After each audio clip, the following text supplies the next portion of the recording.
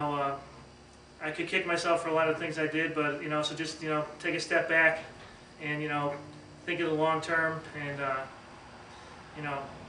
don't be in a hurry. Drugs will affect your decision making also. Okay, that's all I got to say. I would say don't try and skim. A lot of times you'll hear really good effects, and then you'll find out that that effect costs $300, and then you'll find out that somebody makes that effect for 69 bucks. So you buy the $69 effect, and it's pretty much crap. So you decide you're going to really splurge, and I'll get the one that's $179. In the end, you find out you just buy the one that costs the $300. Take your medicine. Yeah, I mean, because I've bought as many as 4 or 5 of the same type of pedal, ending up owning the one that I wouldn't pay the bucks for to start with. So now I have like an entire staircase of flangers for what you need. So go ahead and buy the full-tone coral flange. Get what you pay for, I guess. You do get what you pay for. Spring for the coral flange, don't buy the Digitech Turbo flange. We all have financial concerns, especially when we're young, and we're really, if we're not out working and making a living, you're always budget conscious. There's always used gear. It's better to invest in good pieces. It's very hard to do that. I was fortunate in that I had a guy who was like a big brother to me, keeping me from making the mistakes he had made. And some of the things that he imparted onto me that I still try to preach when I'm asked, and we're asked on the site, is that one of the first things you should really invest in is a good amplifier. And the reason is that people generally try to, when they're starting out, they don't know if they're going to love playing, they don't know how much they're going to really invest in playing. So people start out and they buy cheap gear, and that's fine, but they reach a point where they need to upgrade very quickly from the very beginner stuff. And at that point, it's better to wait and save up your money and buy a decent tube amp. Whether it's something like we're talking about, like a small wattage thing that you can get now because more people are making them, or even if it's something that's bigger. The thing with the amp is it's actually the most important piece of gear you're going to buy. It's in some ways way more important than the guitar, because when you have multiple guitars and one amp, it colors every guitar you have. So every guitar going through the same amp, that you could have the old axiom where you could have a very expensive guitar and you're putting it through a crappy little $200 amp. It's not going to sound so great. But as we found out today, you can take a really lousy sounding guitar and plug it through a 7-watt amp, and that amp will make it sound like gold. So the pitfalls that I see are people think that they can fix their sound by buying effects.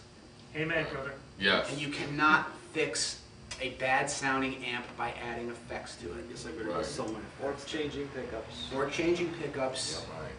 or buying monster cable. Or buying monster cable. Right. Right. So the really crucial thing there is that, yes, you may spend $500. You may spend $1,000. You will, as Rick said, you will be getting dividends from that investment. Instead of buying 6 pedals at $100 a piece, or 150, or 200 bucks, put that money into a good tube amplifier, and then work on your effects after that. You can get, the thing with effects is a lot of guys love to play with them, and that's great. And when I was younger, I loved to play with effects. Yeah. It's a lot of fun. It was great. But there's effects for effect, and then there's effects for signal processing, where it's like, oh, I want to put this in my line because it's going to make my amp sound gainier, or it's going to make this or that. If you're getting down that path, you're going to blow through an awful lot of effects trying to make a bad amp sound good, and it isn't going to happen anyway. can't polish a turd. Exactly. Yeah, it's like you're using a wheelchair when you can walk. Right. So, I mean, a good amp is the most important investment you'll make. And most people will get the good guitar before they get the good amp.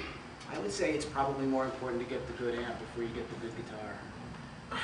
Yeah, to a certain extent. The only thing is a good guitar is a lot easier to play.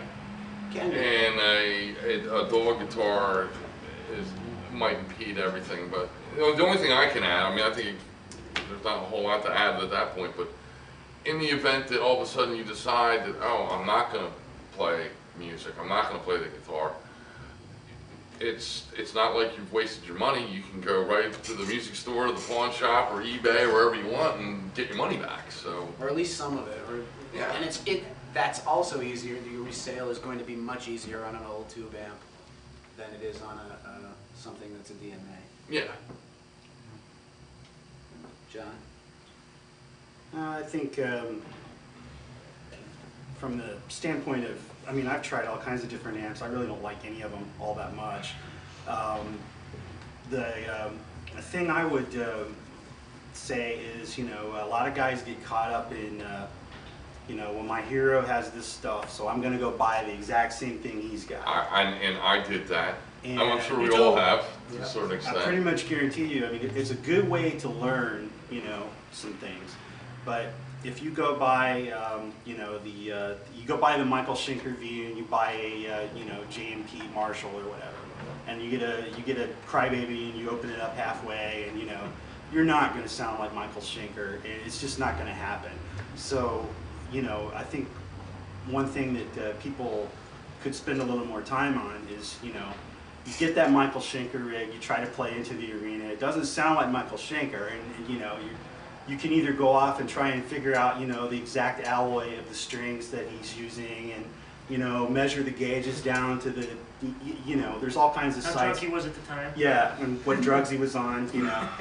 You can do that. There's a site on the internet with over 70,000 members devoted to the pursuit of gear nerdity, and I would encourage those of you who are interested in that to go read the latest John Mayer debate or whatever. But what you'll learn when you you know, when you get that guitar, and it doesn't sound like Schenker, but it sounds different. That different is you, and you should pursue that. Don't just, you know, go get a micrometer and start trying to figure out why it didn't work. Right. You know, you're not going to sound like Ingve. It's not going to happen. So look for your own identity, I guess, is my. Right. It's An my- individual. Yeah, you know, and I mean, even if you like that, even if you plug in that rig and you actually like what you're hearing, yeah, you still should do that. I mean, it's you're not going to sound exactly the same, but I mean, you may find that you actually like what you're hearing because it is a tonal benchmark for you, which is another thing. But I'll not miss out on asking I Kurt. think you guys are really covering everything. The Well, Rick's is probably the most important thing. I see it all day in the store here. People buy their kid a $69 guitar. They're back 2 weeks later, and they're buying the $89 guitar. And I keep trying to, you know, without being too pushy, tell them, how about this 169 guitar? Look, the Xbox was $500. This is a musical instrument. Give your kid a chance. Something that'll stay in Get tune. something Right. playable. at least it'll And stay then, in tune. Yeah. and then I won't have to see you every 2 weeks while you're trading something in and losing $20 or $30 each time you're doing it. So, what would you say? That's a good point, and it's you know, if someone wants